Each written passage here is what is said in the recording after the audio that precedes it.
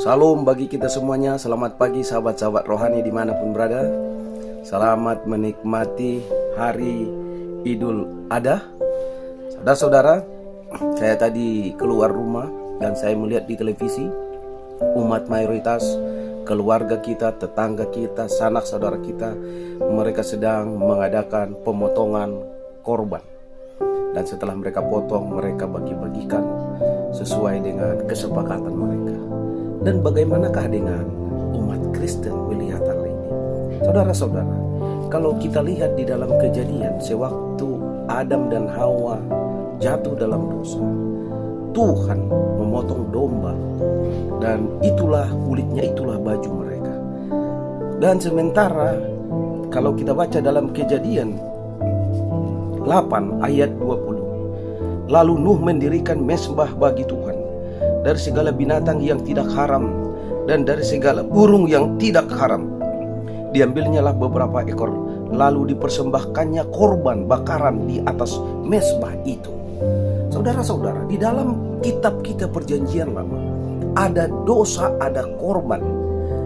Korban atau kurban, ada yang dibakar habis, ada yang dipotong dibagi-bagi kepada imam-imam, dan ada juga yang akan dilepaskan ke hutan, dan ada juga untuk para imam. Hal itu dilakukan oleh leluhur kita. Jadi bagaimana dengan kita menanggapi umat mayoritas, keluarga kita, tetangga kita, yang mereka mengadakan akan masih membagi korban, memotong korban? Itu tergantung kepercayaan mereka. Tapi kita umat Kristen, kalau kita mempelajari firman ini di dalam Matius 27, yaitu kurban itu adalah domba, itu lambang dari Yesus Kristus. Setelah Yesus mati di Kalvari, korban tidak ada lagi. Kalau kita lihat dalam Matius 27 ayat 45 sampai 56, ayat saya ambil dalam 51. Dan lihatlah tabir baik suci terbelah dua dari atas sampai ke bawah, dan terjadilah gempa bumi, dan bukit-bukit batu terbelah. Saudara-saudara, inilah tandanya setelah Yesus mati di salib, maka terbelahlah tabir itu.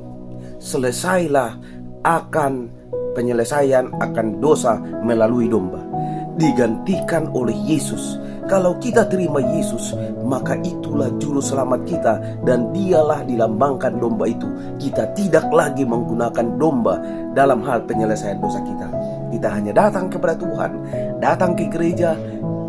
Tabiatmu, tubuhmu lah ibadahmu yang sejati, sesuai dengan Roma 12 ayat 2 dan 1 dan 2. Kiranya Tuhan memberkati kita melalui pemahaman yang sederhana ini. Kita bersyukur Yesus sudah mati dan dialah domba itu, dan kita tidak ada lagi domba yang tersembelih. Kiranya Tuhan memberkati.